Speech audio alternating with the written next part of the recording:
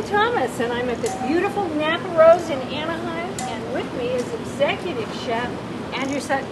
Good morning, how are you? I'm just peachy, and we're going to talk turkey, and you do it a little differently here at the Napa Rose. I do the turkeys a little bit differently. I love holidays, and nothing looks as good, and so for me it's just something that really warms my heart, and something I like to share, and something I like to do, but I do approach it a little differently.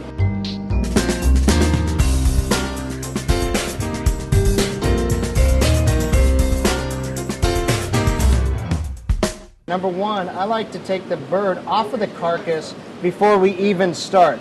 It gives us the bones so we can make the sauce and the gravy, and we can make gallons of it. It allows us to brine the bird, which I like to do in a little bit of cider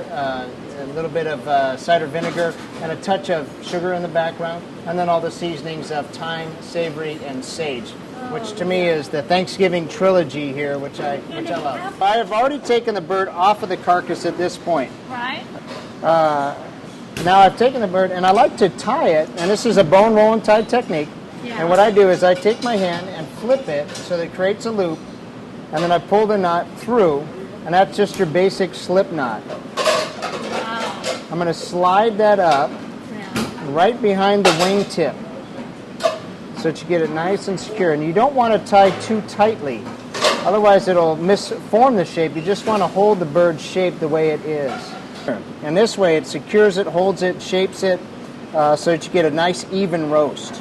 And once you get this going, it looks like it gets to be easier and easier. It's very easy, and it's all really in the slip knot technique. As you can see, I'm kind of lining up the knots. I'm using my left hand, and I'm going to literally spank this string, make a turn, bring it all the way around, and slide it over the turkey itself. That is so cool. And then it just give it a little tug, and I'm pulling as it comes through. And that makes a nice, even tie. Cotton string has no flavor. We buy an unbeat, and in fact, it's called butcher's twine, which you can get at most markets. I'll just go ahead and clip it off. Now, here's kind of the fun part. This is if you're really good and you're advanced, you could tie it off at this stage. But I like to make more of a basket. So I'll put my bird over. I'll poke my finger up and over and through. So fancy. Up, over, and through. Up, over, and through. And it just makes for a nice tie. It holds the breast a little firmer and again holds its shape. And then we'll season this up. Salt, pepper, I use Telecheri black pepper, a little bit of some chopped sage, savory, and thyme. Savory is one of my favorite herbs in this fall time. All right, I like to season the bird very traditionally. Now, I do like the seasoning to stay with it for at least 20 minutes before I cook the bird. All right. So I'll season this up early in the day. I always use kosher salt, and I think kosher salt is great. And I like to rub it into the skin a little bit of black pepper, and I'm using a Telecheri black pepper. And don't be afraid for your seasoning to bounce and roam and get maybe a little messy, because you want it to fall evenly is what's really important, so you get that nice distribution. And that pepper is very coarsely ground, isn't it? Very coarse. I like a coarse pepper. Now I'm going to take this and that was thyme roll that it. you just put on? Thyme, savory, and sage. All mixed together. All mixed together, all chopped together. And again, I'm going to season this side. This is the other beauty of this method, is that you get to season the whole of the bird, inside, outside, on the sides.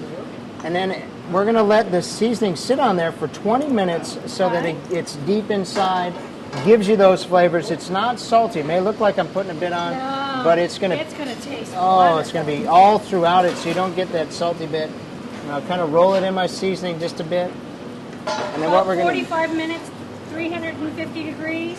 An hour at 350 degrees. We're going to sear it in a nice skillet. Right. And then we're going to go ahead and remove it, put it into a roasting pan, roast it for an hour, Got it. and it's ready to go. Annie, thank you so much. You're so welcome. Thank you.